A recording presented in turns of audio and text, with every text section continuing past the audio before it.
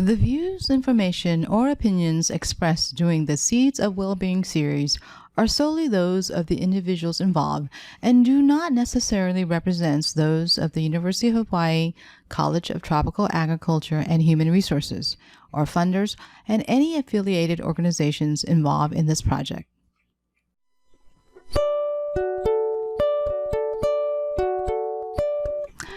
Welcome to a Seeds of Wellbeing Voices from the Field podcast featuring voices of Hawaii agriculture producers for Hawaii agriculture producers. These podcasts are made possible by a grant from the University of Hawaii College of Tropical Agriculture and Human Resources, also known as CTAHR, and the Seeds of Wellbeing, or SOW project, and is supported by a grant from the U.S. Department of Agriculture, National Institute of Food and Agriculture, and the Hawaii Department of Agriculture. Aloha mai kako. Welcome back to another podcast episode of the University of Hawaii College of Tropical Agriculture and Human Resources Seeds of Wellbeing project. Today we have Cab and Gail Baber, founders of Island Herbs and Hawaii Royal Hemp, with us to talk story about what farming on Big Island is like. Aloha, Cab and Gail. How you doing? Aloha. We're doing well. Thank you. So I got a bunch of questions in the lineup for you today.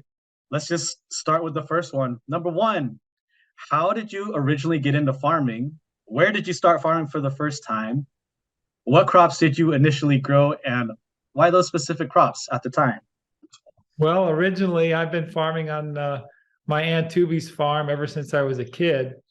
And so I've had farming, a lot of exposure and a lot of gardens in my backyards through the years. And I started farming in 1979 in Waimanalo. And I was really enthusiastic about the U of H corn. They're very proud of their corn seed at the time. And I had 2.5 acres in Waimanalo. So I was into planting corn. I had a lot of other vegetables for myself, yellow watermelons and things like that.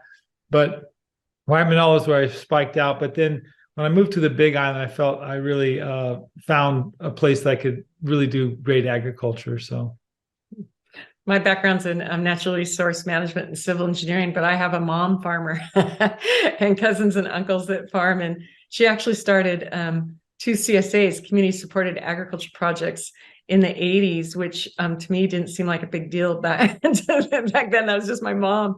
She's also a medical scientist. But it wasn't really until I married Clarence and started, working in agriculture that I understood the profound gift actually that my mom had brought to communities. So I'm not the green thumb, he is, but I've got a little bit of a background in it. Gail, what crops did you like growing? I like eating. Okay. No green thumb. Got it.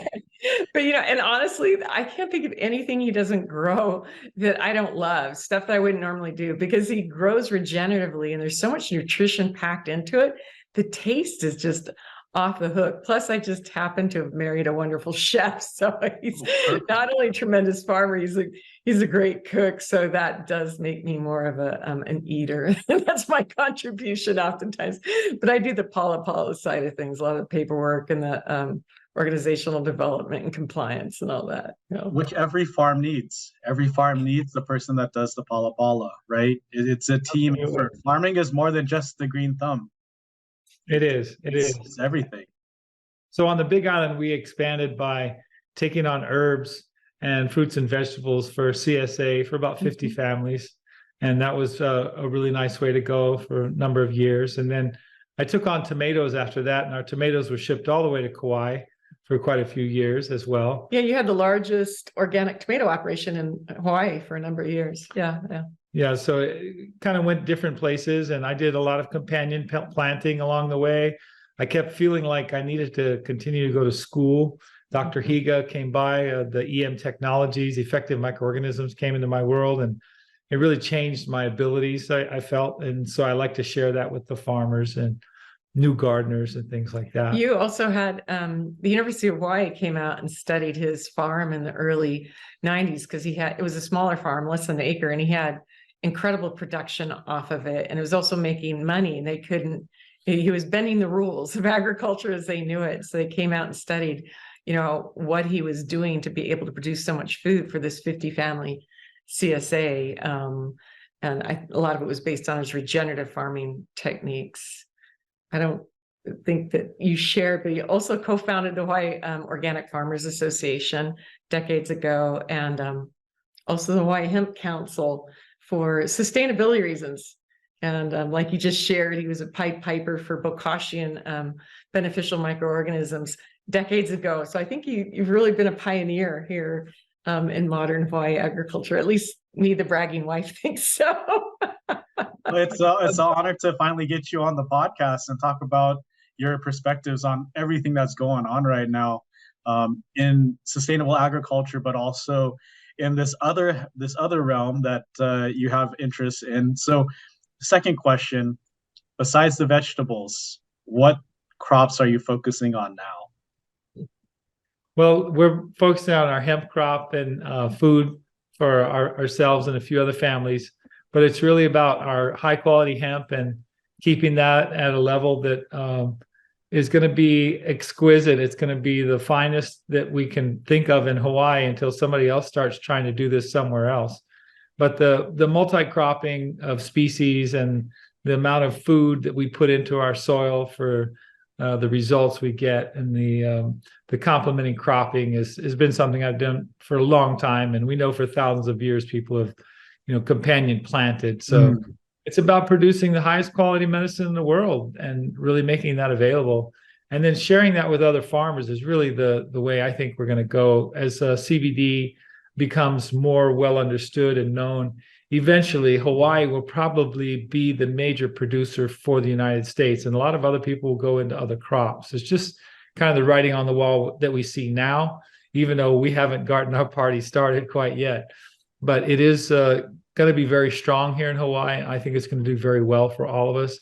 And so I think the CBD of the highest quality in the world is really what we're focusing on right now. Yeah, I think what you're seeing in the hemp industry is kind of divergence. There's a lot of multi-state operators or big guys gobbling up the smaller farms, but the ones that are still standing are smaller, super high quality boutique hemp farms.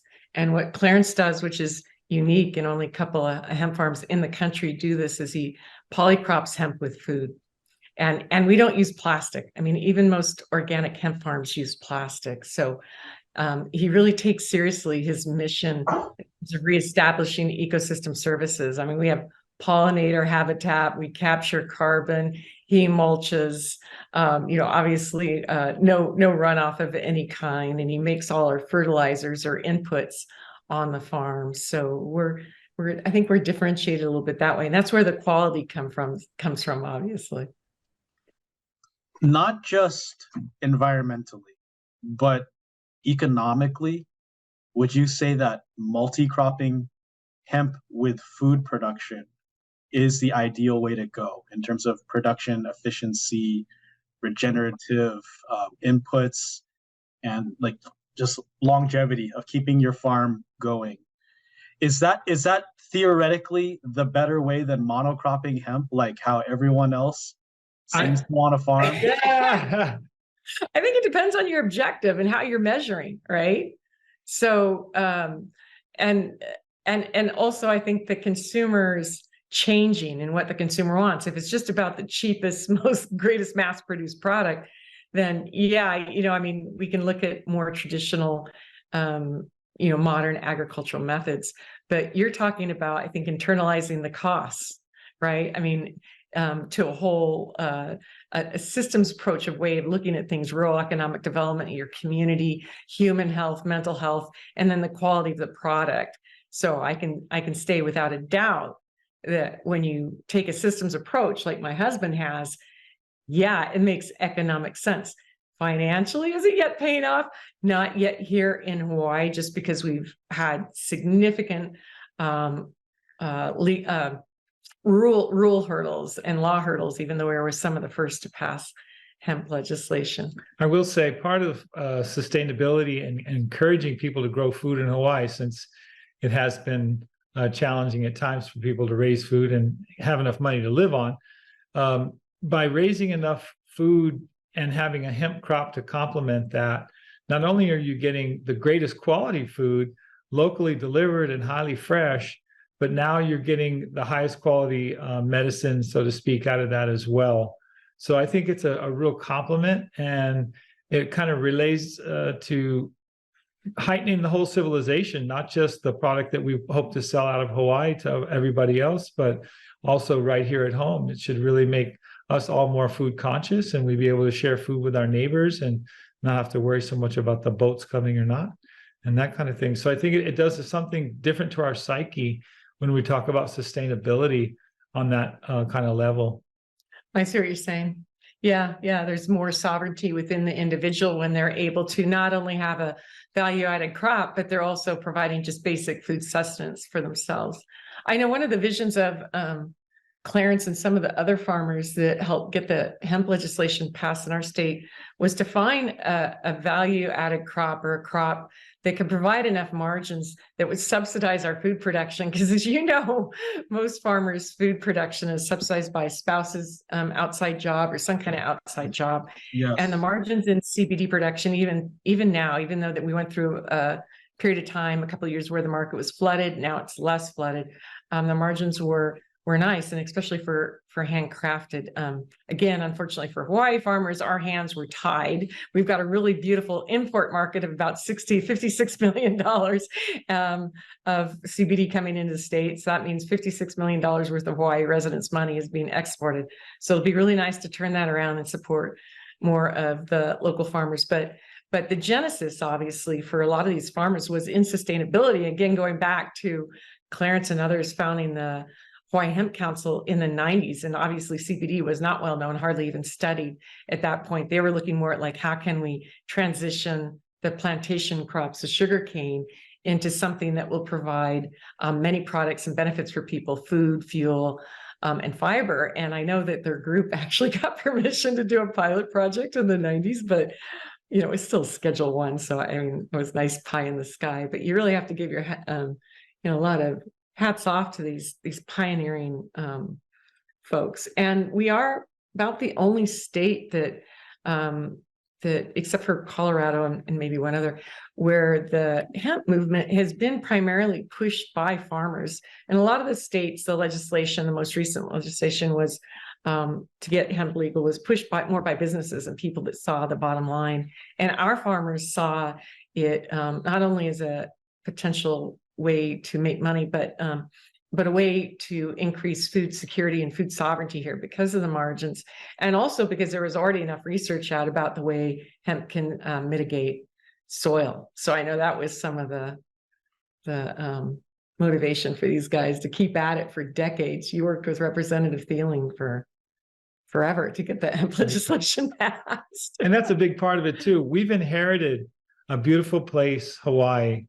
And as a farmer that looks over the land and just drives places that have been tilled and drilled and poisoned, I kind of feel for that land. I'm like, okay, well, it's still here. It's kind of hurting right now, but what can we do? How fast can we remediate? And so when we did the work with like the university and showed them how to not only grow hemp there in a fine way, but also show the remediation of 90% of some of the toxins in the soil, especially atrazines, right away in the first crop. And the third crop is going to have roots 50 feet deep and really do a water savings and cleaning and aeration, and what a rejuvenation we can really have with the lands that have been, I would say, challenged by outside interests here in Hawaii.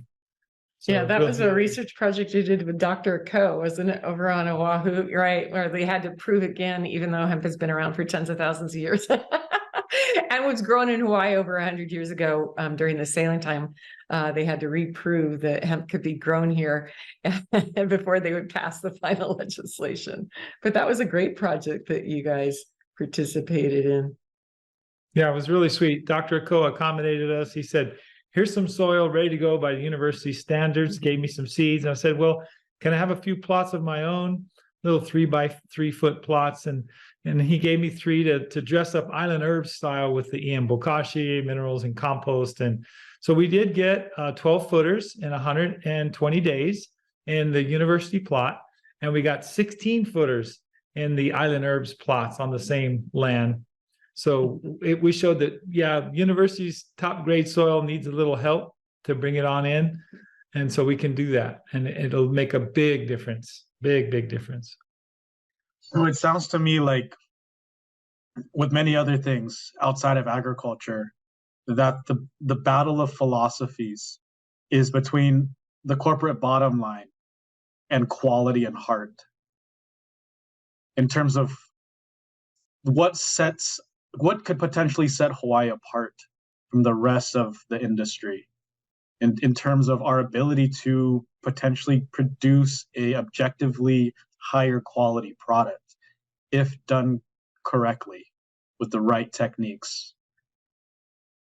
Would you Yeah, and I agree don't with think that? it's either or. I think that we can make money and make a profit off that. I mean, especially as people are starting to wake up and become more conscious, and we need to internalize the cost of business, then business will become very equitable for regenerative farmers. So That's the key word right there, equitable. and I need, there was a study that came out of what's the business school out of Penn on the East Coast, those Ivy League schools, the Wharton School of Business this last year. And it was looking at what consumers were willing to pay for more sustainable products. This wasn't just agricultural products, but across the board. And the amount of money across all generations, from teenagers up to whatever would be much older than us, was significantly more from even just 2 years ago, pre-COVID.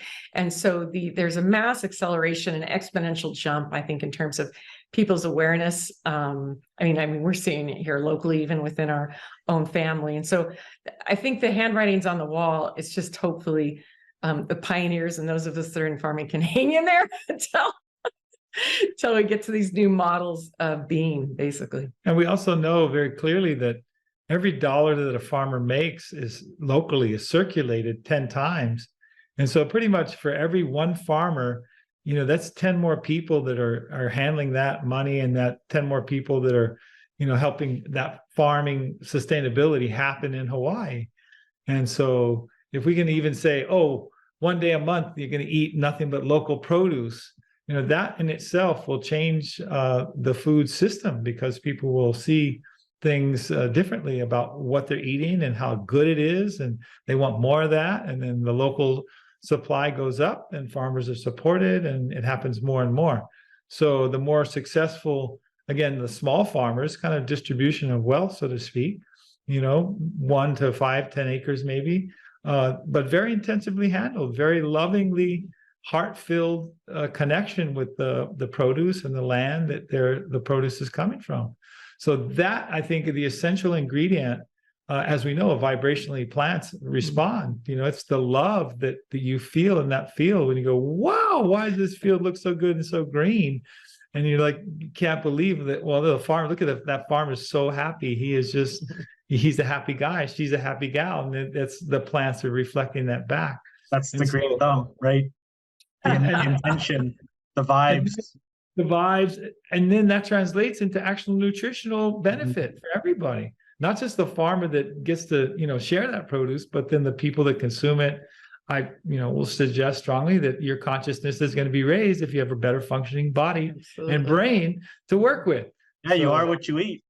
Yeah, yeah. And the more Hawaii we can be, I think the more Hawaii we will feel. And these things will become clearer to us that, the more local produce I become, the more local food I eat, the more earth I am from Hawaii, unless I am from a visiting country somewhere in the world. So somewhere you've never been, where you don't know what's going on over there, and you're disconnected geographically. Know your farmer, and then you're going to know your neighbor a lot better if you're both eating from the same dirt. So in a nutshell, try buy local, right? Keep the money in the family, keep the money in the community, right? They get that money circulating amongst us small farmers, us small business owners, residents who live and work here, right? Which brings me, for everyone's clarification, multi-state operators, MSOs, right? That's the acronym that I'm hearing these days, MSOs. What's the situation going on with that in the hemp realm, with what you're seeing here in Hawaii? MSOs, is that a threat?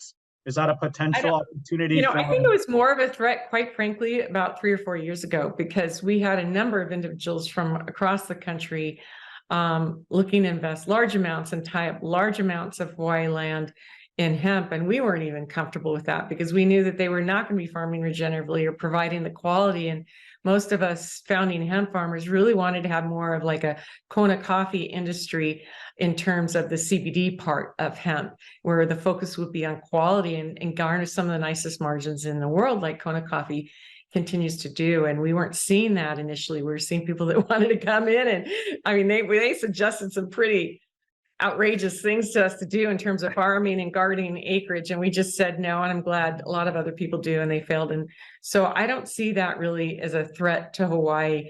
There are some larger fiber projects planned on Oahu and a couple of places I'm aware of, but they all seem to be being done with kind of more consciousness and with people that live here. So I'm not concerned about that at all.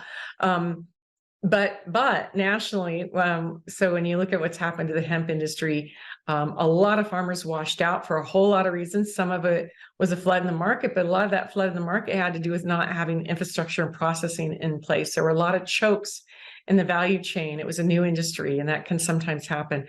And then there was a switch in rules. A lot of the pilot programs under which farmers launched beginning in 2014 with the passage of the Farm Bill, they changed in 2018. And that was difficult for a lot of farmers in other states to deal with. Hawaii farmers not, because we've always had the toughest rules to comply with. So we're like, what's the problem? We can handle. But what we're seeing now is, yes, and I think you see it in a number of potential agricultural spaces where you get very large corporations that are owned, that started out as hemp companies and actually have been bought up by some pharmaceutical companies, or pharmaceutical companies have large interests, and other companies as well. And they are garbling up kind of more the middle and small farms and consolidating their operations. And so they have economy of scale. You don't necessarily know your farmer. They blend the oils together. And none of that's necessarily bad. I mean, you can do all of that large scale regeneratively well and consciously. I don't know that that's the case.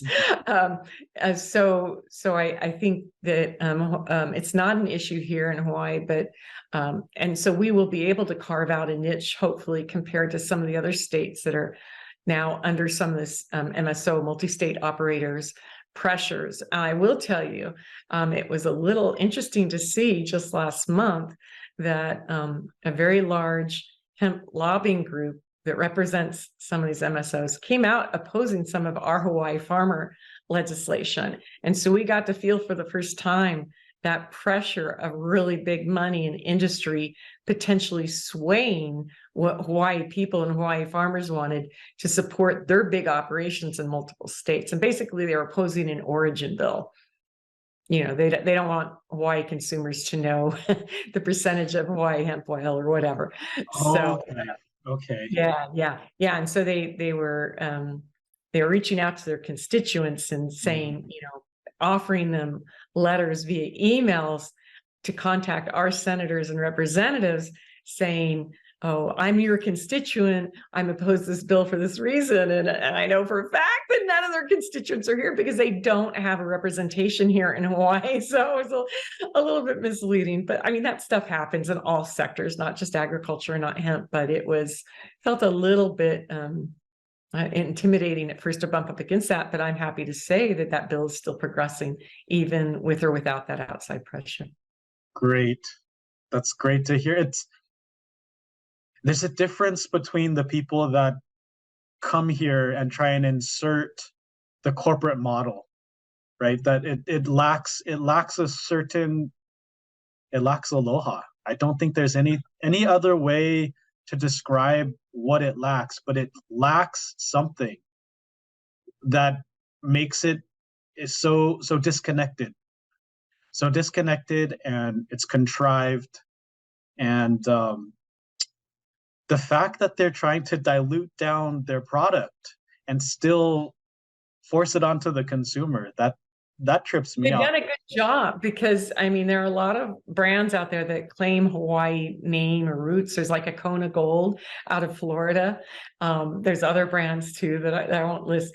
And they have no Hawaii hemp oil in them at all. And if you look at our hemp industry, again, it's a $56 million industry, but most of the brands that are being sold, and actually a lot of the products that are not legal in the state are being sold, are being imported. So they did really good in rushing our state when Hawaii farmers' hands were tied.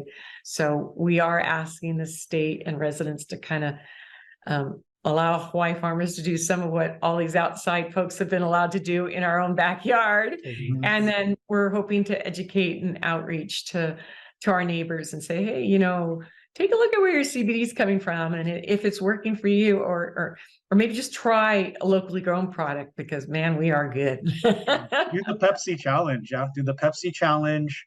Yeah. And it's a bit disingenuous. It's a bit disingenuous. It's phony to do that. What's the word? Cultural? Is that cultural appropriation? You know, I can't speak to that in any technical or legal way, but it just feels.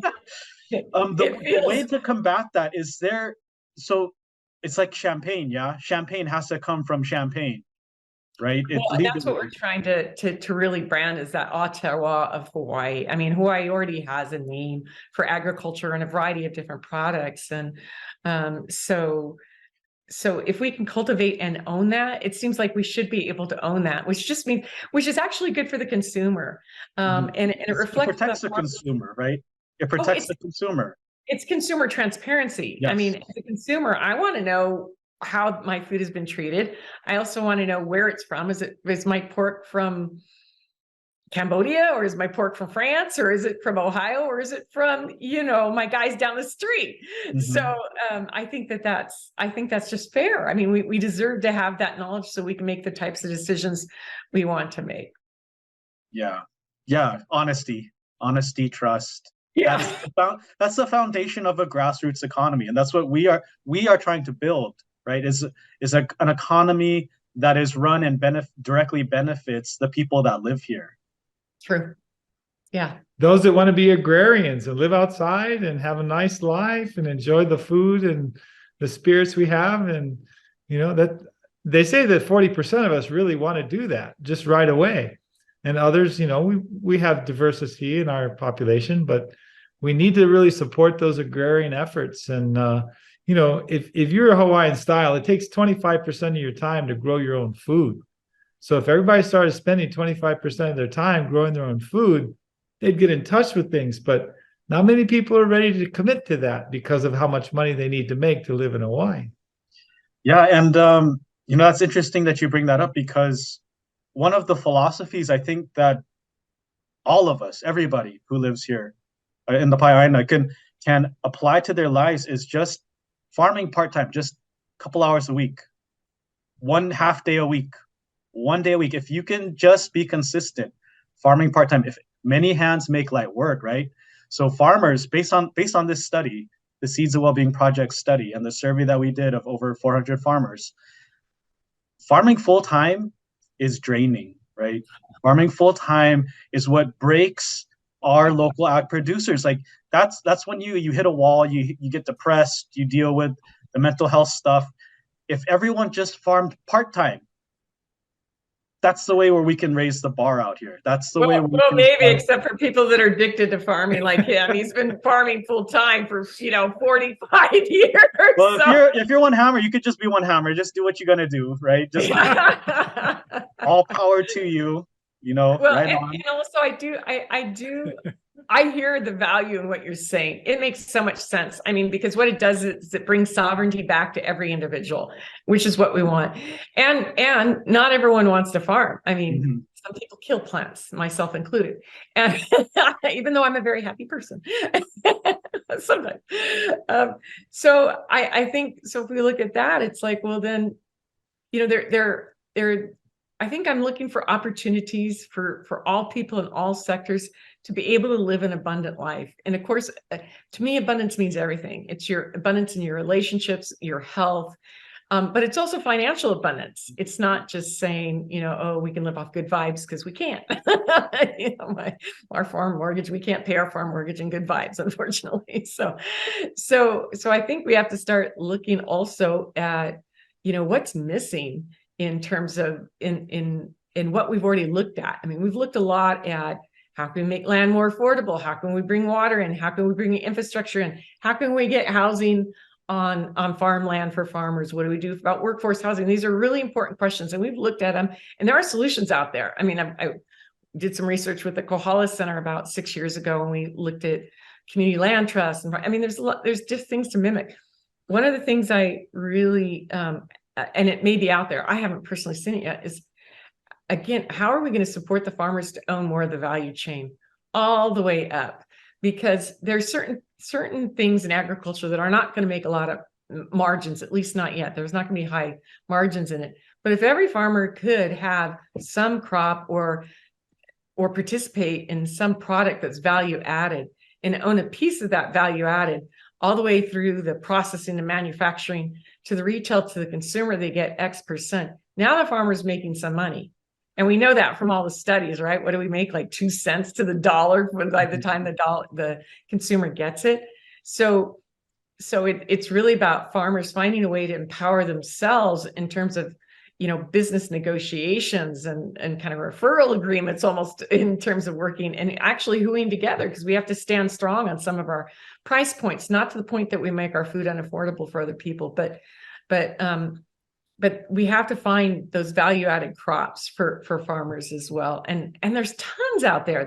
Hawaii can grow anything. And I think that's where the state can be a benefit, and where we can have greater marriage with the business and venture capitalist community is farmers shouldn't have to become VC people or the best business people on the planet. There's got to be a way where we can merge that expertise so that farmers can also share in the financial abundance of the product that they're the primary ingredient that they provide that product to.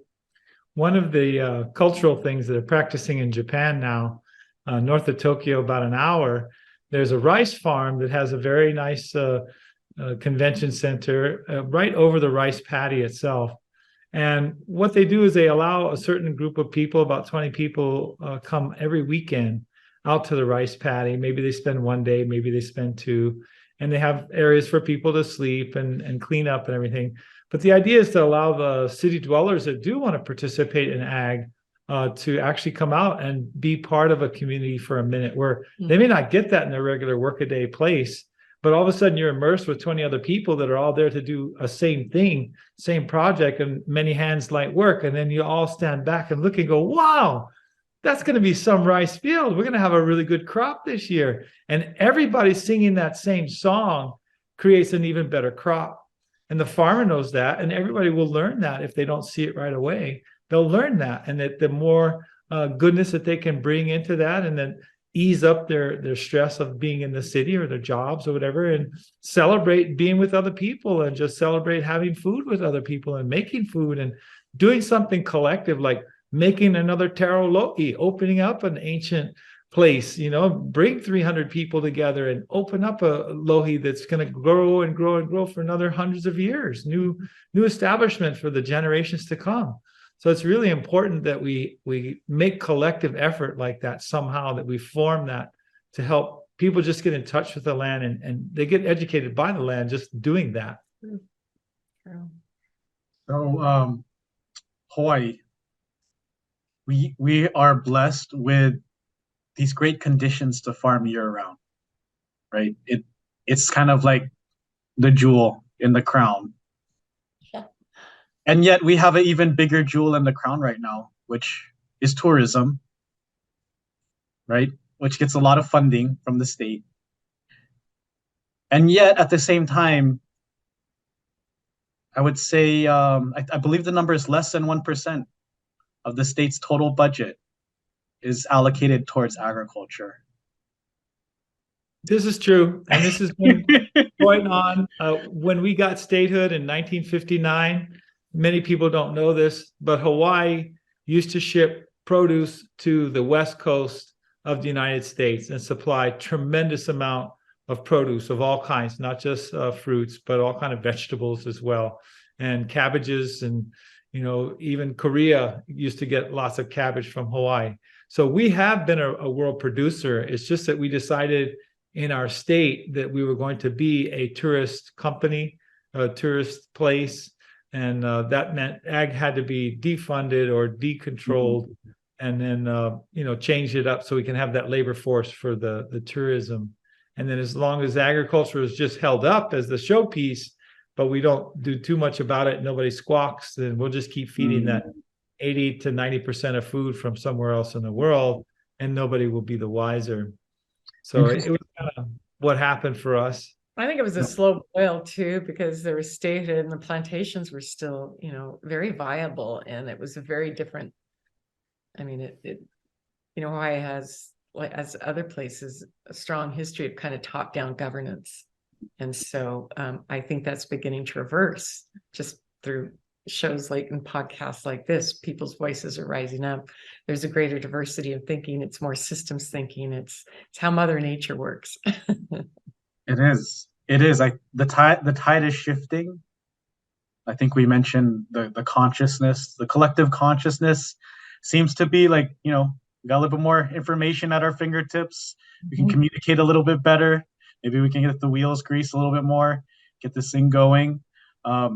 Another thought I had while you were talking about direct to consumer is I learned a new term recently called farm gate. Are you familiar with this term, farm gate? It's the idea that the farm itself becomes a commercial enterprise, and kind of like how you're talking about north of Tokyo, where people come to visit that farm and participate. Like that could possibly be incorporated into getting a little bit more of the control, the price point into and under the control of the farmers and the farm itself, going direct to consumer, having people come do maybe a little ag tour, learn something, an ambassador type program, right? The way to exchange ideas. Yeah. I think that might be a potential model for where this is all going in terms of propping up and really supporting local farms that are trying to do this right, regeneratively, organically, getting the community behind it, right? Turning every farm into a community center, a hub for cultural and intellectual exchange. So I learned this term, farm gate. I think that might be what you guys are envisioning. Does that sound about right? Maybe we can go look this up later, but I thought you were going to talk about some kind of conspiracy. I mean, usually when Gates used, it's like some horrible thing, like Watergate. But I'm really happy to hear that what you're proposing makes a lot of sense. Really, driving the tourism down to the local level and to the farmer, where you get the diverse. The money is spent; it's shared around people. The tourists aren't locked in a resort, and I know. Studies back from 2004 and 2006 that the HTA, the Hawaii Tourism Authority, was doing was, even back then, almost 20 years ago, tourists were stating they wanted to interact with the land more. They wanted to interact with residents more. So, we're a relational world. We're in relationship to our crops, to nature, and to one another from other countries, other states. And that's actually a beautiful thing, when we can all learn to be better guests and better hosts. We're learning to be better hosts as well, right? So I like what you shared, because it also sounds like we're diversifying our income streams, which just all in financial sense, right? Yeah. In addition to that, another thought when that inspired me when you were talking was the fact is that we are trying to implement a solution, right? Because the state of Hawaii has recognized that the huge influx of tourists to the islands have caused negative effects on our natural resources. So there's this Senate Bill 304 going on right now, the visitor green fee, right? Have you heard about this at all?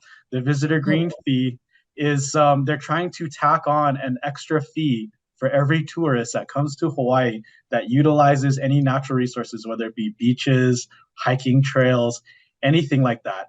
And I believe that the current bill is to have money hooked, this money earmarked, and then given to state entities and agencies like DLNR to spend that money to fix and clean up after the tourists come through. But is there anything that we could potentially do for getting something to support ag, right? And having the tourist industry to shift to directly benefit the bottom line for ag producers? Because we talk about this 80 to 90%, importation of all of our food that we consume in the islands. And how are we gonna reverse that around if we don't start somewhere? I think if you have the ability to teach people and show people how farming can go on a small scale, like we're talking about, we can take large tracts of land and grow hemp 3 or 4 times, clean that land, and then diversify not just the hemp, but make food forests so that it grows in, so we have plenty of food with very little effort and energy. And so it's important to let that fire come inside other people as they see it happen and go, oh, I'd like to go ahead and take on 4 acres and have a family farm and plant it in this style and live in Hawaii. And so it may be that, population increase might be part of that in a healthy way. If everybody's, farming and has success in that farming, so to speak, then you're building an agricultural community base. Maybe not the whole community is agriculture, but if we can get up to that 40%, we would be very, very strong then. Very strong. That's a very interesting idea. So instead of like thinking in this box of long-term, long-range urban development, if we just changed our focus, our lens to think long-range agricultural development, so that we can supply housing to the population, but they're all working in ag in some capacity. Okay, I think we're onto something here. We'll grow the hemp houses. We'll grow the hemp houses that people will live in, and we'll grow the food that we eat. And and it sounds like an attraction too. That sounds like that's something that people might want to visit, right? Better than Disney World. Oh, okay, better than Disney World. That's actually very doable. I mean, we're it's a number of hemp creep housing projects going on. We're just missing some of the infrastructure to make that plausible. And the cool thing is, it only takes about 4 acres of hemp to grow a house. We could be growing houses nonstop if we wanted to. It'd be really a fun thing to see. And a comment on the bill, I think that many of our natural resource agencies and our Department of Ag are horribly underfunded in the state, given their level of responsibility. I mean, it's atrocious. I mean, so I definitely want to see them funded. I would hate to see money go always to the general fund for these types of projects. I think where we're going to see success is when you have the tourist money and those fees going directly back to the areas that are impacted, not through agencies. So the fees are being collected on the local level, quite frankly, if there's a way to do it. And then that money circulates even more. So I know there's ways of doing that for sure. And there's other states that have implemented all sorts of programs, natural resource management programs, like jobs for the environment or jobs for agriculture, that we could look at modeling. Extra tariff on imported food. Okay. Well, you know what? That's tough, though. I mean, think about all our families on SNAP and all our Alice families. So, maybe it's we got to find more supports for farmers, or just subsidize our food. I mean, how many countries out there subsidize the food production? Most of them. Most of the developed world subsidizes their food production. So farmers have an okay living. So if you subsidize that through free infrastructure, free marketing, free shipping, whatever you do, there's lots of subsidies, and farmers have nice quality of life without putting that on the backs of people who can't afford good food. Last thing we want to do is drive a SNAP family off of buying local produce. So we've got to come up with ways of doing that. So the tariffs are a great idea. Put them in the right place. Tariff on the imported produce, to be clear. Oh, okay. So if you went to a restaurant and it was all local produce, you're going to get higher quality food at a cheaper price. There you go. That sounds reasonable. I hope the legislators take a chance to listen to our podcast episode today. They might learn a thing or two. That'd be great. And again, if we were all just to choose to eat at a a locally supplied local restaurant, once or twice a month, it would change our economy terrifically. Look at your value-added products too. Find out where they're sourcing. And so choose your value-added products that are using Hawaiian ingredients, whether it's mushrooms, CBD, a vitamin, whatever it is, see if you can't support, local farmers even through your value-added products. That's right. Try buy local and Malama the Farmer, right? Did you get your stickers, Gail? I did. Farmer stickers? That's the new campaign that this project has launched. The Malama the Farmer stickers is meant to be distributed amongst food trucks, restaurants, retail, any vendors that support local farmers and are an opportunity for local farmers to get their produce into the community. That's what the whole Malama the Farmer campaign is for. And so if you see those stickers floating around the islands, your favorite local restaurants, your favorite local food trucks, or pop-up vendors, like if you see that symbol, then that means that entity is supporting local farmers in some capacity. So you're talking about infrastructure. My next question is, what are some specific stressors that the two of you face farming on Big Island over there? And just farming in the state of Hawaii, dealing with all this that's going on in the state of Hawaii, what are some of your major stressors at the top of your list that you can possibly shed some light on, or share some of your coping mechanisms, or maybe some of your solutions for how you can manage and take your responsibilities and puka them up into smaller, bite-sized, manageable chunks so that you don't hit the brick wall and burn out or just give up on farming altogether? Because you've done it for years, Cab. How do you stay in the game for so long without getting burnt out, or just throw your hands up, over it, enough already, no more farming? I think, really just wanting to bring Hawaii into its greatness has been the motivating force behind all of this, and working with legislators and the government to really show a better way that we could actually do Hawaii and live in Hawaii. Because I put a lot of faith in that, and a lot of my own time, money, and energy, and Gail and I have done that plenty, working with state agencies, working with the university, trying to toe the line the best we can with the rules and regulations. It has wiped out I'll probably 80% of the farmers that wanted to farm. They just can't do it. They can't keep up with the paperwork and the headaches, much less, when we're given seed by the university and then they call me and tell me, oh, you have to destroy that crop because it's not going to pass. And I'm like, well, wait a minute, how am I supposed to make money here? I'm growing the seed that you say I need to grow. I need this crop to grow my next crop. Now, how am I supposed to grow the next crop? Even though you gave me the seed, how am I supposed to grow the next crop? Because I got no resources. I just used my resources. And when you do that 3 or 4 times with the university, you kind of go, wow, okay, where's the action in this? How am I supposed to actually make money if I'm playing by the rules and doing everything as you say I'm supposed to do, when I could have done many other things? I didn't have to go looking for New Zealand seeds. I could have got them from Colorado. Guys would have sent them to me. But no, you got to go to China or Vietnam to get your seed, buddy. And it's like, wait a minute, what's going on here?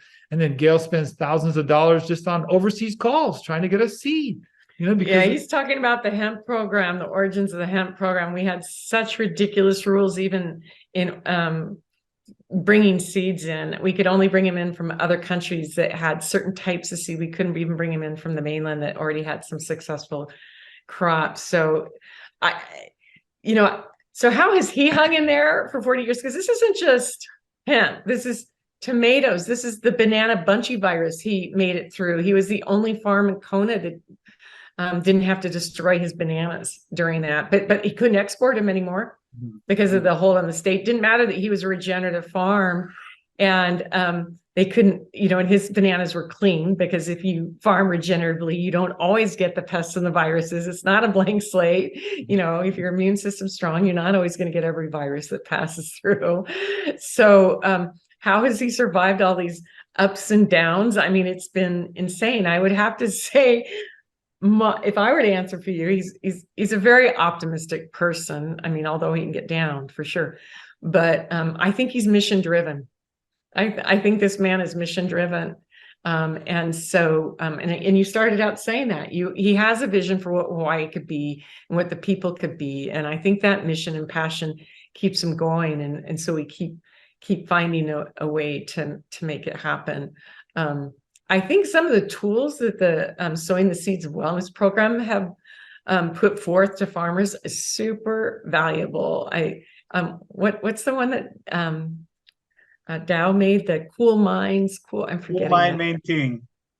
Cool Mind Main Thing. You know, so many of us, doesn't mean just farmers, but everyone in the population, we weren't taught a lot of these emotional management, how to release trauma skills.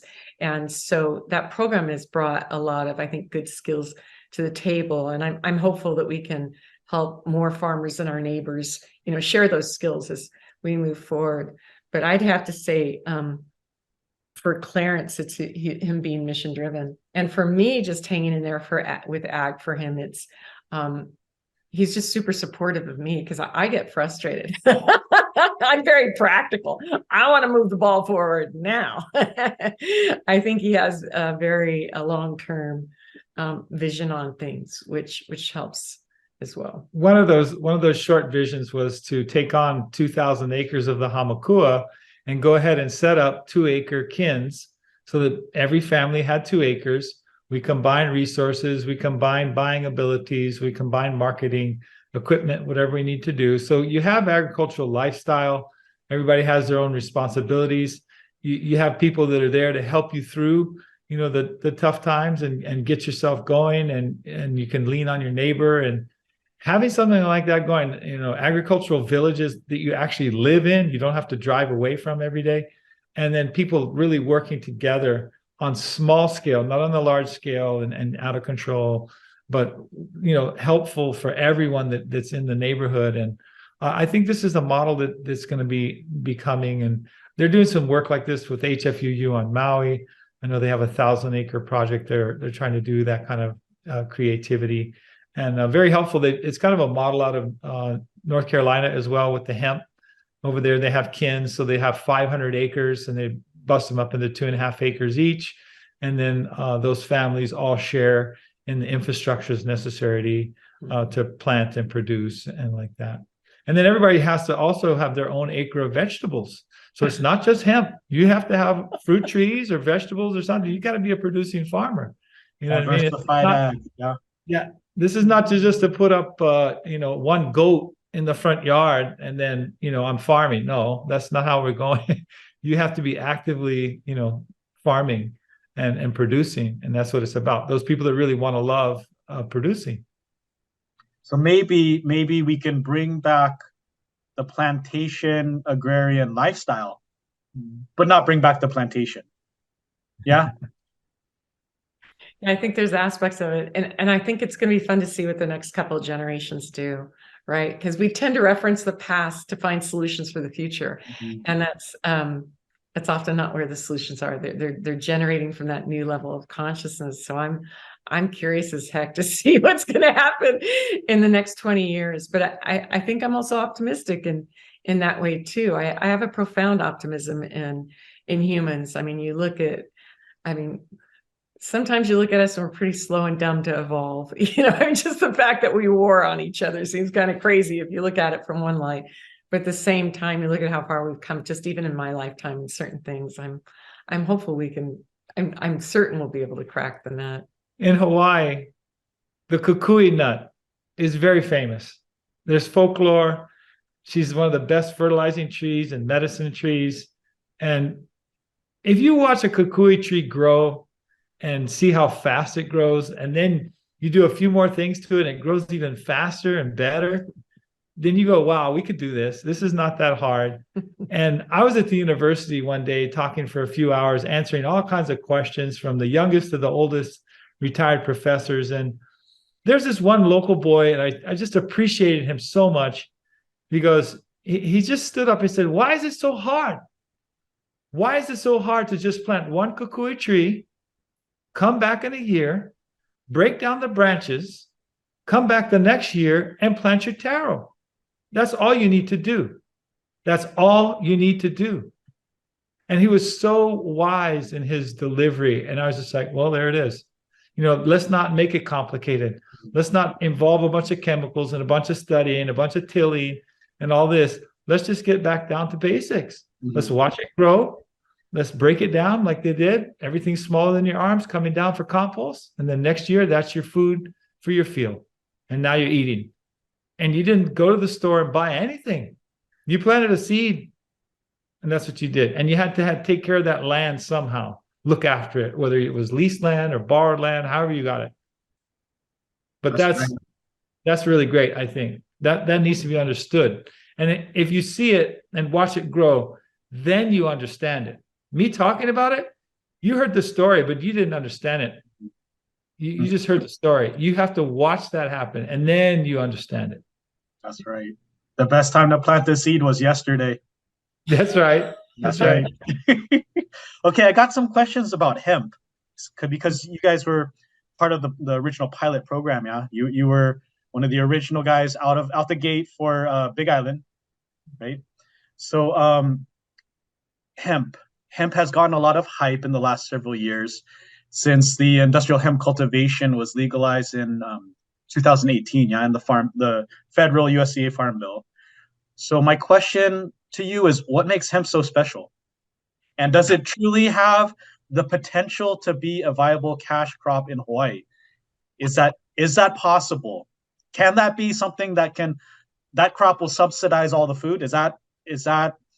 No, I don't think that there's any one panacea for most problems. I mean, one golden nugget. I mean, that would be lovely. But I mean, if you look at Mother Nature, she's very complex, and it's not just the redwood tree, it's the shrubs and the microbes and all this stuff.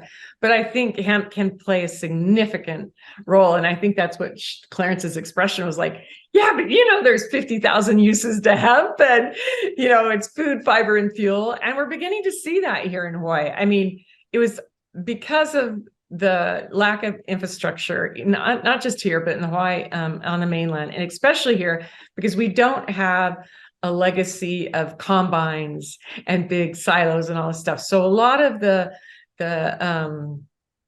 other hemp products, it's not something that was readily available for farmers here in Hawaii. But there are more emerging projects around the food, the grain side. There's a project that's really looking seriously at hemp milk. Hawaii produced hemp milk. Oh my gosh. And hemp seed. I mean, if you study that for its nutritional value, that is such a great, wonderful thing. So there's certainly opportunities for that. And we could have large acreage for sure. And we would need the infrastructure to do, more hempcrete and some of the other more industrial things. But, that would be the cool thing about where we've evolved with technologies more and more, is that they've become more and more micro, right? Some of the things that used to take a city block in terms of processing now come down to a container or half a container. So in terms of size, a freight container that you'd see on an ocean liner or something down at Young Brothers. So yes, there's plenty of potential for Hawaii to develop many sectors in terms of hemp. And the margins right now are still the best for CBD. That's where we're going to get the highest quality. But Clarence was just sharing with me yesterday his experience and first really understanding the value of hemp for biofuel. Is actually a biofuel. That's not the word. I shouldn't be using that, because I know the people in that project don't want me to use the word biofuel. Because biofuels have gotten such a bad name, for good reasons, but it has a great potential for a fuel.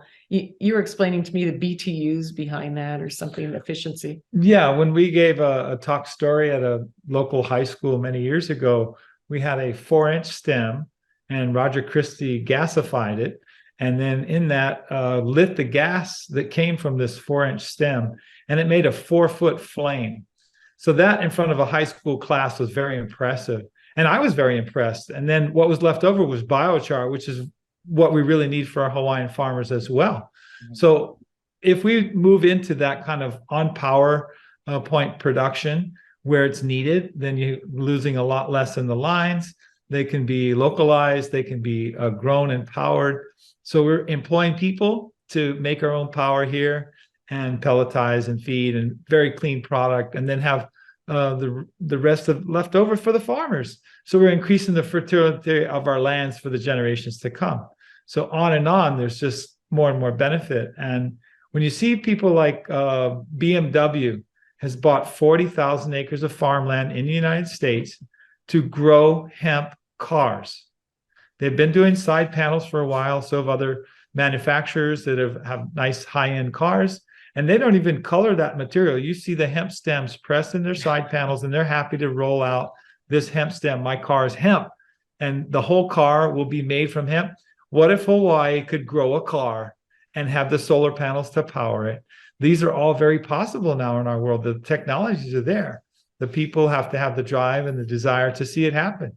And, all of our own housing, for example, if we turned it around and grew houses for everybody, it would take us about 20 years to refit all the houses in Hawaii with really good, eco-friendly, healthy houses, which unfortunately, a lot of the mainland materials and the way we build is very unhealthy in Hawaii. So we want to have a house that petrifies with age, that can be handed down generations and just get better and better. And we don't have to rebuild or rethink it or tear it down because of construction error. And we could really make a difference in the quality of life for the agrarian and anybody that wants to live here. And this is where the state can really, I think, be a benefit in fostering the private-public partnerships. Because one of the bills we have before the state, I have to look at its status right now, I think it's a little bit stalled, was to fund a study. The Department of Agriculture would hire a consultant to study the value chains of the various sectors in depth, not just a broad study, but what would be the dollar amounts for the various pieces of infrastructure that the farmers need on the various islands to really create a vibrant hemp industry. And I am betting you dollars to donuts that investment is not going to be significant, but the payoff would be huge in terms of us being able to provide sustainable products, creating an ag product and jobs, and then depending on the sector, it can be larger ag or smaller ag for sure. So, and just as a side, if I had extra money, let's say we make money this year on our farm, I would be investing that in the supercapacitor and microchip research that's being done on hemp. Hemp cells are so super efficient at transferring electrons, more efficient than graphene, which is mined.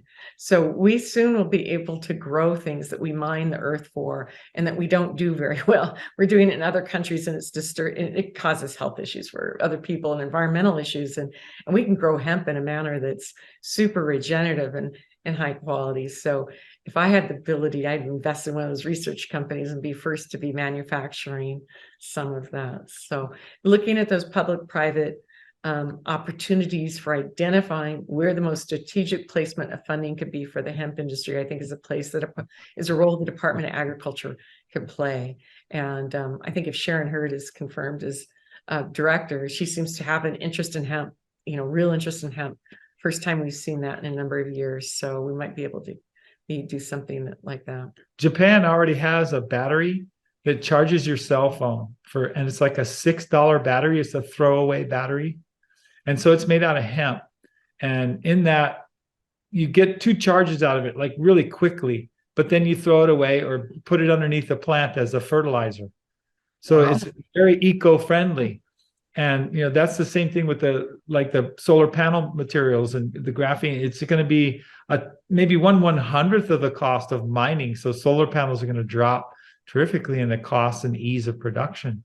And so we can actually have our own plastic companies here, and all these wonderful things can be made with the new technologies and the CNC machines and things like that. We can create a lot of those things we want right here once we have those natural resources that we're growing at hand. And the other thing I wanted to point out is that Hawaii has been known for plantation culture for many hundreds of years.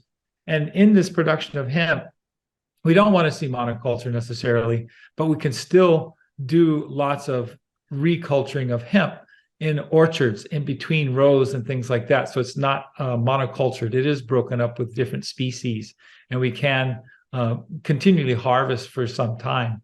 But really, most of our cattle lands and things like that need to be grown in with trees. And there again, we can start with hemp first and then replant them with forests, and then get down to the actual hemp we would need for our community to, survive, and what we want to produce for ourselves and what we might want to export. And then it may come down that we only need so many acres of land, so to speak, of hemp actually growing to meet those needs. And everything else should be in forest, in food forests and native forests and birds and species that we want to see grow here. I've seen dream. So the hemp looks differently in terms of how it grows oftentimes. And I've seen fiber grows in other countries where they do long rows of the fiber hemp, but in between each row is a food crop or a flower crop. It's quite beautiful. So you can do the larger scale hemp production farming, because sometimes you need the large scale for machinery, just for it to make sense for the capitalization of everything. But there are ways of doing it differently for sure. And we're not talking about turning Hawaii into some industrial wasteland at all, just the opposite. This manufacturing is often done on a micro level, like in like even on an ag park. So there are a lot of opportunities here for rural economic development with hemp, and we've just hardly even scratched the surface of it. Number one is we lead the nation in plate lunch, baby. We need to make all our own plate lunch boxes and cups and containers. Here we go. No, that's a great idea. That's in terms of import substitution, just our packaging alone in Hawaii. Exactly. Step one. Compostable, eco-friendly. Yeah, and they have new pulping technologies for hemp and some other grains too that you can do this stuff on a much smaller level. That's awesome. Okay, so hypothetically, best case scenario, you said Sharon Hurd. Hopefully she's an ally, right? In this she's whole. She's an acting director of Department of Agriculture right now. She's been with the department for a long time. It's nice because she's got a little bit of a business background, and so she has. She seems to have a grasp on hemp, or at least an interest for sure. And I think she does seem to really care about the fate of farmers. So it's the first time really since the initial legislation was passed in 2015, 2016, where we're getting people outreaching to us from the Department of Agriculture. And that's not a dig on the Department of Agriculture. I'm a former regulator. So I know that, a lot of times you're just overwhelmed, and hemp is complex, but we have had a lot of rules and regulations imposed on us that no other farmers have had, that have set us back and wiped out many farmers unnecessarily. And so it is really gratifying to see that Ms. Hurd has a genuine interest in finding a way to support hemp farmers. Yeah. So even when you're fortunate enough where there's an administrator or an appointed official who is sympathetic, or they're an ally with an agenda that's set forth by the people, by the farmers, sometimes things just kind of break down in the communication and the implementation, because there's nobody working in that agency, in that department, that has any clue about what hemp is at all. Or anything. We can talk about anything, education, public education. If they have no clue what it's like to be in the classroom or to be on the farm, how is the government, how's the state or the county going to effectively communicate and work directly with the farmers? I can speak from experience on this one. One is a farmer who's frustrated as heck at the lack of, I guess speak bluntly, listening by the agencies. And part of that is overwhelm. When you're overwhelmed, you can't hear, or you may not even have a staff person to hear. So I'm empathetic, but I'm also frustrated because I worked in state agencies, and one of the tools that we used was task force and industry groups to help us understand what were the specific needs on the ground. Because oftentimes what I see happening here, and I think it's shifting quickly, not just in hemp, but in agriculture in general, is, laws are passed, and those laws may be informed by farmers or not, but then they get implemented in the rules written by the agencies. Those guys don't live on farms. Mm-hmm. They don't understand the subtle nuances of when you write this bill this way, you've basically now prevented all hemp farmers that were before processing on their farm to be able to legally process in ag buildings that are allowed per HRS 4688, unpermitted ag buildings that we allow processing of cucumbers and washing there, but now we can't wash or do simple wash processing of hemp there. So So it's that, which is normal. You'll find that in any organizational structure, right? A university or Boeing, I mean, I did research at Boeing in my young graduate school days. So between the people on the ground, the people making the rules, and then those crafting the rules. And the way to overcome that is through consistent and deep listening in the industry from a variety of sources. And so one of our bills was to, I think unfortunately it's dead, I'm gonna have to look if it made it out of the Senate, but was a hemp task force where Department of Ag and Department of Health would be interacting with farmers on all the islands, proportionate to the number of hemp licenses that are issued, but also with experts and farmers in each of the hemp sectors that are out there. Because there's CBD, there's food, there's fuel, there's microgreens, there's all sorts of wonderful things out there. And so for us to share and learn from one another, because I sure as heck have learned from the Department of Health last year, when we were able to have a couple of conversations about their concerns and good manufacturing processes on farms. And we have some of the toughest labeling and testing rules in the country for CBD hemp products. And we embrace that as farmers, even though it seems like kind of a pain, we embrace it because that means we've got a quality seal. Hey, you can trust our products. We just tested for everything under the sun. You buy something from Ohio, they don't have to, I mean, sorry, Ohio, I don't know Ohio, but they don't necessarily have that. We have to quote specific code on our labels so that consumers feel comfortable that we're complying with Hawaii state law. So as hemp farmers, we've learned from agencies too. So I think to kind of address your question, if there was one in there, if I remember correctly, I think so much gets lost. When you're a farmer, you have all these understandings of the sun setting, the sun rising, when to plant, when to not, factories breaking, what actual processing means for a particular crop. And the folks in the agencies don't necessarily have that unless they happen to grow up on a farm doing those specific things. And then it's changing all the time, especially specifically in the hemp world, but it is in all sectors. So by creating these types of forums and industry groups where the agencies are allowed, because they are so underfunded and so pulled in so many directions, but if they are mandated, I wanted to say allowed, not mandated, but if they are mandated by a bill to do so, it frees them up to actually take the time to listen and hear from us. So having been a foreign agency person, they want to do a good job. They want to make sure their rules and their policies and their strategies are affecting change on the ground. And that's going to come from more boots on the ground, interacting directly with farmers, and doing more applied science on the farms, not just in university plots, and engaging the farmers in the science. My husband is probably one of the best scientists in the state. And I mean that hands down. We don't document everything, everything's not done to the best statistical level, but he is continually doing trials and doing observations, all the things that great scientists do. And there is often a disconnect between, science that's done in the lab and on the farm. And I'm one of those people that did science in the lab. So, I'm actually talking about myself, and getting it right on the ground. So obviously I'm passionate about that. Thanks for listening. No, of course. One thing that you said that stuck out to me was variety of sources when in terms of working with your constituents and listening to farmers.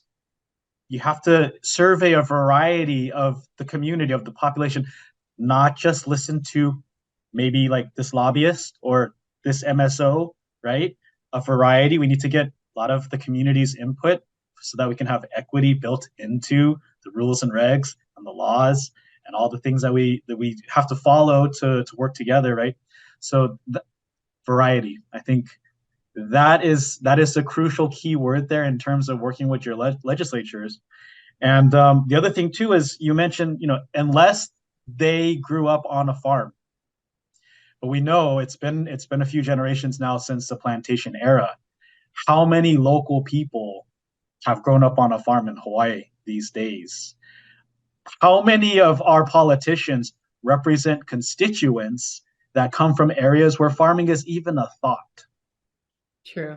Yeah. And, we've both been in the legislature the last 10 years and me more the last few. And a lot of the urban members of the Senate and House, they have big hearts and they're doing their best. But you're right, there's a large disconnect. I'm really happy that our senator from our district, Tim Richards, is a generational farmer and rancher, and his background's more in ranching, but he has studied agriculture, and I'm hopeful that people will listen to what he has to say. And I think he's a conduit for farmers too in the legislature. So yeah, it is a challenge. I mean, if you don't know, you don't know, right? How would you know the nuances if you're not growing up on a farm? So okay, we're almost, Powell. I do have a couple more questions left for you.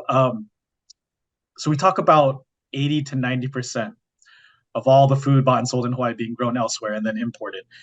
And in order to significantly increase food cultivation and production in Hawaii, we are going to need a lot more local residents farming.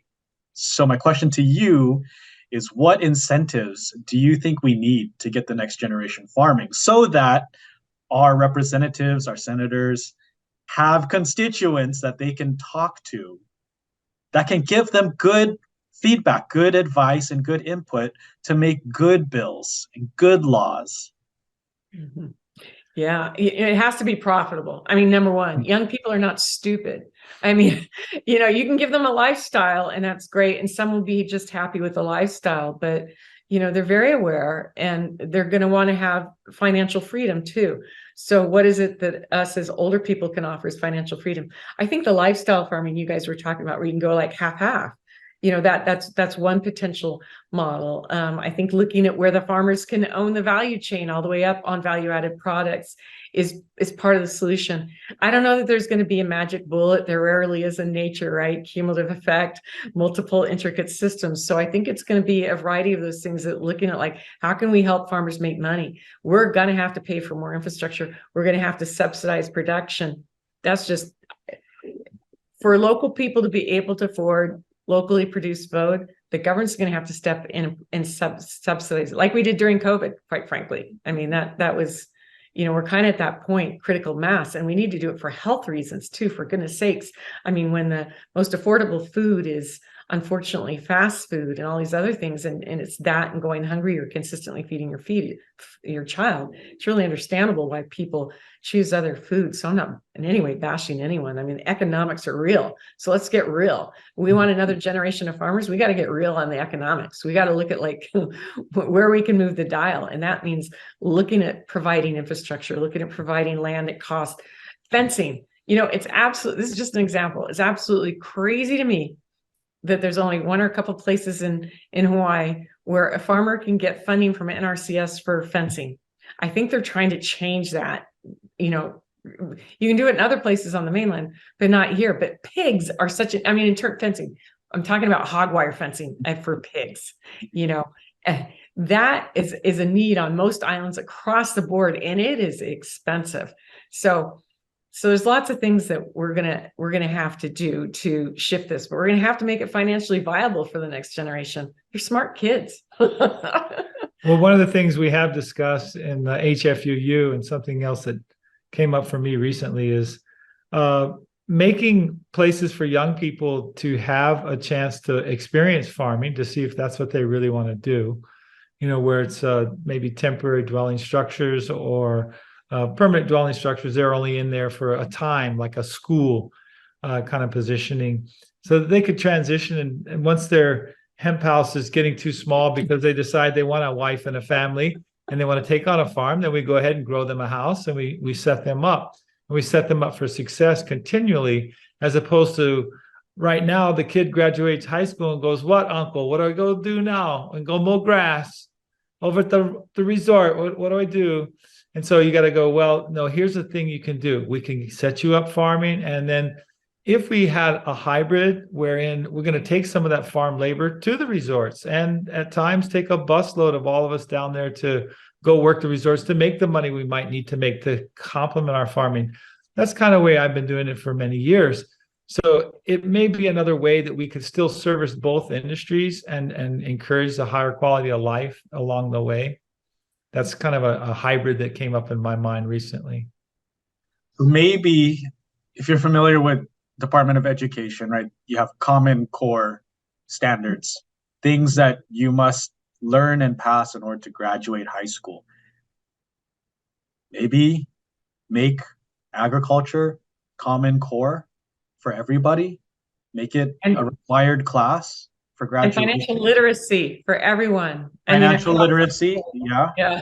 That would definitely give the bottom line a leg up, you know, in terms of being able to make it out here financially as a resident, as somebody who's just trying to live in Hawaii and do their part, you know, many hands, right? Okay. Yes. Lehman. I do have a question about what's going on right now in session, what's going on with these bills. Here's your opportunity to highlight any Senate bills or House bills that people need to be paying attention to right now, March 2023. What needs to be passed, what needs to be supported, what needs to be amended, and what needs to be killed? I was just looking at my cheat sheet spreadsheet because we have 18 hemp bills this last session. 18. Yeah, a number of them didn't make it out of the House. We had a number coming out of the Senate. So what was really gratifying this year about that is they're almost all trying to help the farmer.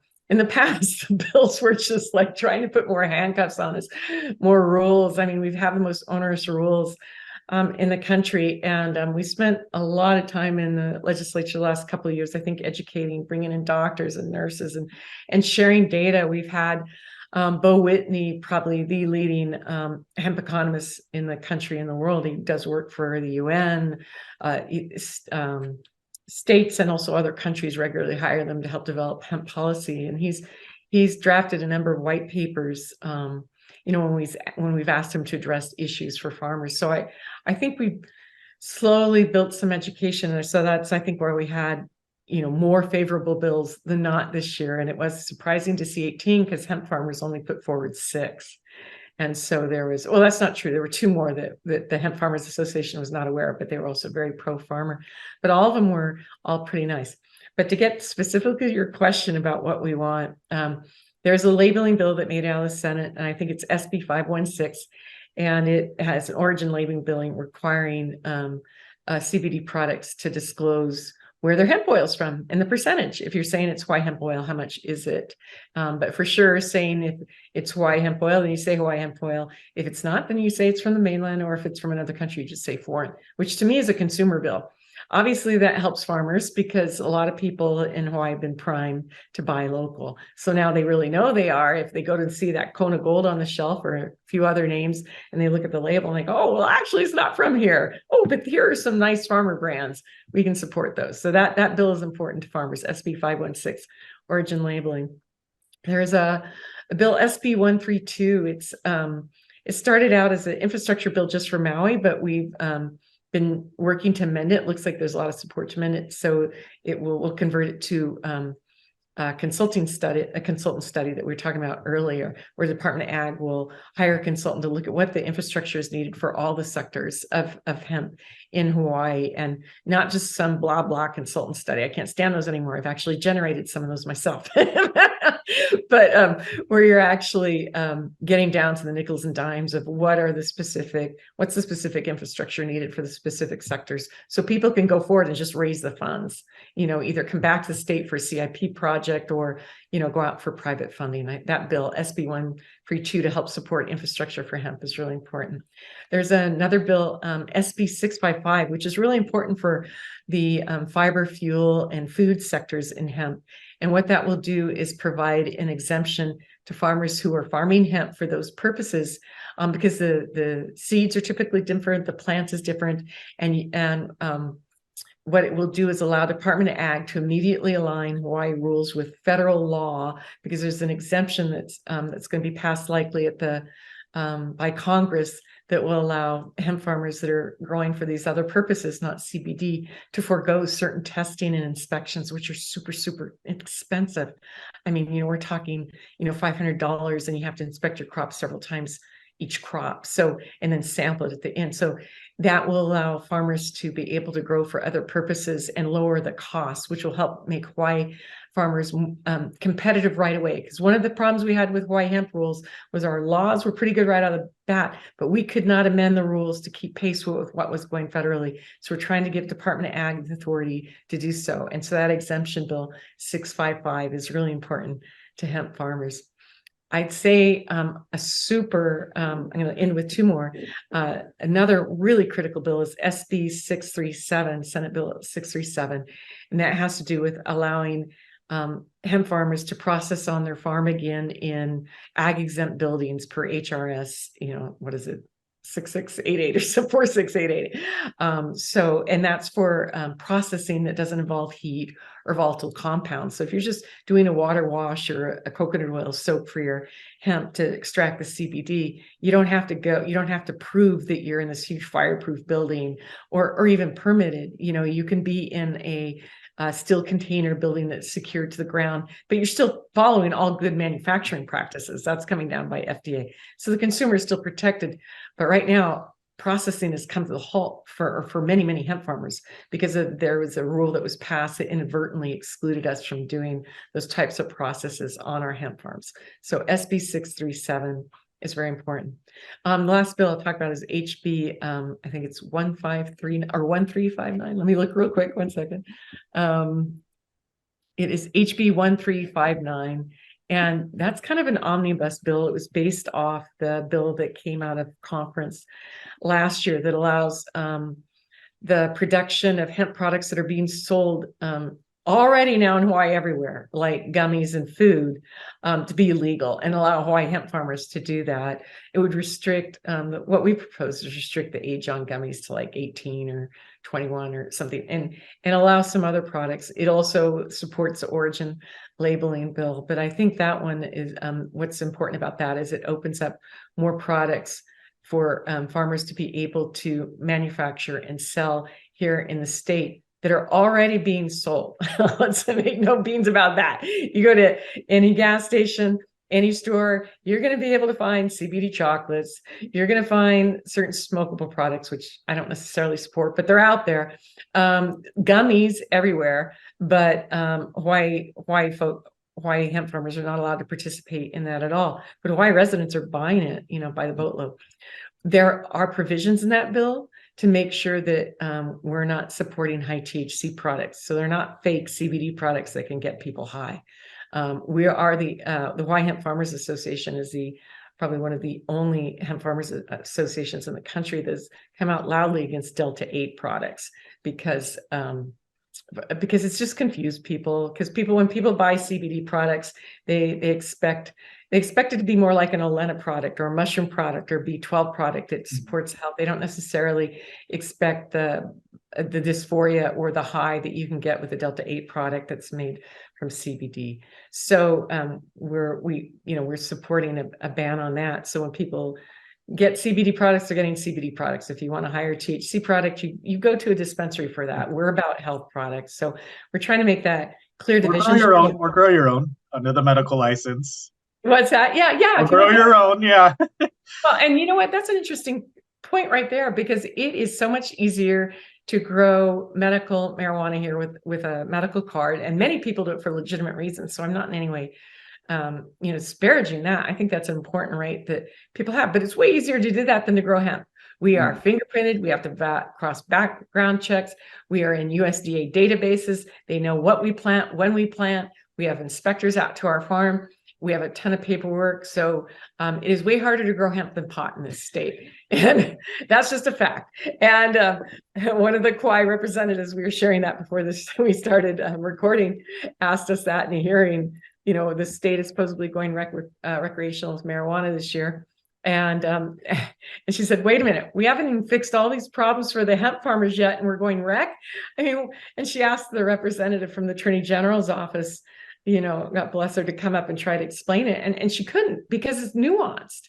She's not a farmer, the AG rep, and she hasn't been involved in trying to figure out how all these rules have actually handcuffed farmers if you're playing by the rules? And why is there such a burgeoning CBD industry to the tune of $56 million, but almost none of that is local products? You know, they're actually all illegal products. So what are we going to do about that? DOH doesn't have the ability to enforce on that. So are we going to legalize what people are already doing, allow hemp farmers to participate, or continue kind of this odd behavior? But that's HB 1359. But the origin bill, really important. Like all ag products need origins. SB 516, the processing bill, SB 637, the exemption bill, SB 655. So thanks for asking. Yeah, mahalo for that. I will include the links to those bills in the description in the YouTube videos. So there will be some information for people to follow up and check it out for themselves. I highly recommend everybody do your own homework, read on your own time, go straight to the law and learn it yourself. That's the best way to understand what's truly going on rather than hearsay, you know, what your friends told you or what your politician told you. Just go read it yourself. Okay, last question. I promise, last question. And this is like the bigger picture question. We're going to step back now, step back from hemp, step back from the little things that we've been talking about, the details. Do you have any additional thoughts, parting opinions, or advice about the current status of agriculture in the state of Hawaii and how it can be improved upon in terms of economic viability? We touched on some of this, sustainability, and food security. Any parting thoughts? I think hemp is going to lead the way for us to do precisely that, to change the lands that we have currently designated for agriculture into something more beautiful than we've ever seen before. As we've heard in the HFUU before, we have a Ferrari in the garage. We have never even taken it out for a test drive. Our agriculture is that fine in Hawaii. We have the quality that is best in the world of many, many products. And it's time to let that happen. And it's time to let that enjoyment of that success happen for everybody, not just the visitors that we want to have keep coming and enjoying, but also ourselves in a very large way. And so because hemp is a healer, going to take care of that land right away, and then it's going to give us so many other things, the fuel, the housing, the food, all these things. It's such a sustainable way to live and a healthy way to live without impacting the environment, actually improving the environment. So there's going to be so much abundance that will be what Hawaii will be known for, not its other things that we've done in degrading our land and shining in that way. We need to really show that we can shine in a natural, organic way, and people just be in awe. And even local people that have never seen it before, they've just seen plantation, myself included. It will be a different Hawaii that we have not yet been able to conceive. I think there's some policies probably that we can put in place, and we already talked about price supports and whatnot. And one of the other things I would say is I love big picture questions, and I love strategic planning and those things. And I think a lot of times simultaneous, what we have to do, we just have to start doing more on the ground, and just fund it. If it doesn't work, we learn, move on, so we can develop a new ag plan. The state needs a new ag plan, but let's just keep putting stuff on the ground, direct the money to the farmers for infrastructure, price supports, whatever it is. We don't need to go through a bunch of middlemen, not even a lot of nonprofit middlemen, find the commercial production farmers and direct the projects there. And we don't have to wait. A lot of times people wait to do things.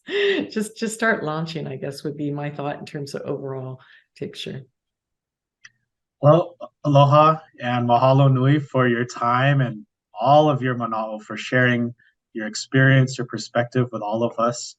Is there any contact or website you'd like to provide so that people can follow up and follow your growing story? Well, sure. Yeah, we've got a couple of websites. Okay. We've been farming so long, we actually have generations of websites, but there's HawaiiRoyalHemp.com that shares some of Clarence's agricultural story, and also our hemp farm, HawaiiRoyalHemp.com. And then also on Instagram, it's Hawaii Royal Hemp. That's Hawaii Royal Hemp. He also has a lovely website, cabbaber.com, CABBABER.com, and it talks about some of the services and products he provides, but it also shows the importance of those, what they can do. So if you're just curious about certain things, that, it talks about the benefits of some of these regenerative practices. So if you don't know much about regenerative farming, you can go to cabbaber.com. And then I think he has an old website, it's like 14 years old or something. We don't even think we've ever updated. It's islandherbshawaii.net. That's islandherbshawaii.net. It talks a lot about bokashi.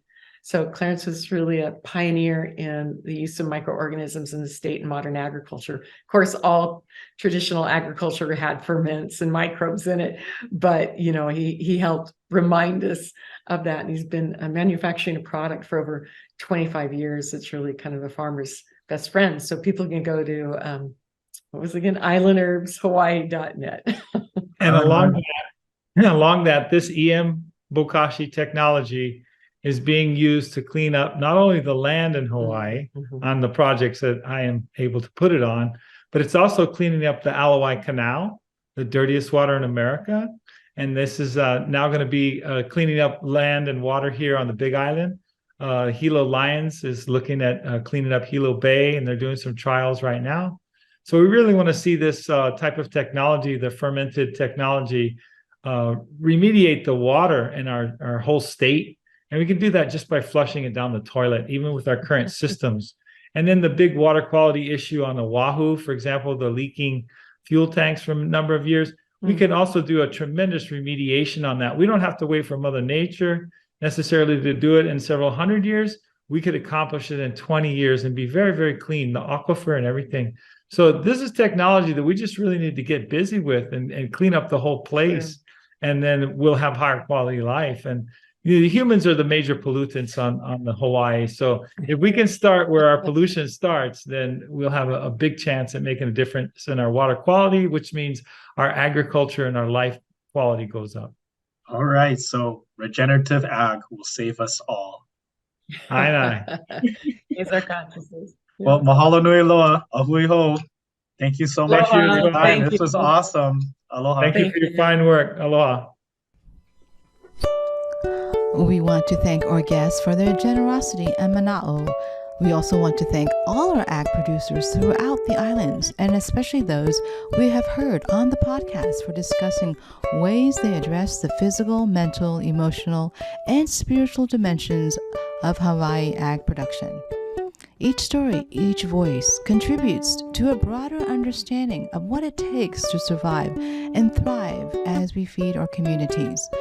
Wherever you may find yourself within our island agriculture economies, if you would like to share your story in our podcast, please contact us. Thank you for listening to the Seeds of Wellbeing, Voices from the Field podcast featuring their perspectives of ag producers throughout the Hawaii Islands.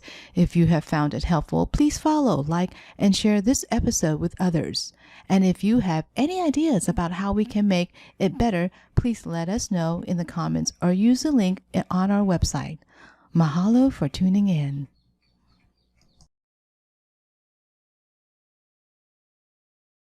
The intention of these podcast series is to create a safe space for respectful and inclusive dialogue with people from across a broad and diverse spectrum involved in growing and making accessible the food we share together. A diversity of voices, perspectives, and experiences can serve to deepen mutual understanding, to spark creative problem solving, and provide insight into the complexities of our agricultural system. If you, our listeners, have experiences with Hawaii agriculture ecosystem, from indigenous methods, permaculture, smallholder farmers, to large, including multinational agricultural industrial companies, and everywhere in between, and you would like to share your story, please contact us. We welcome your voices and perspectives.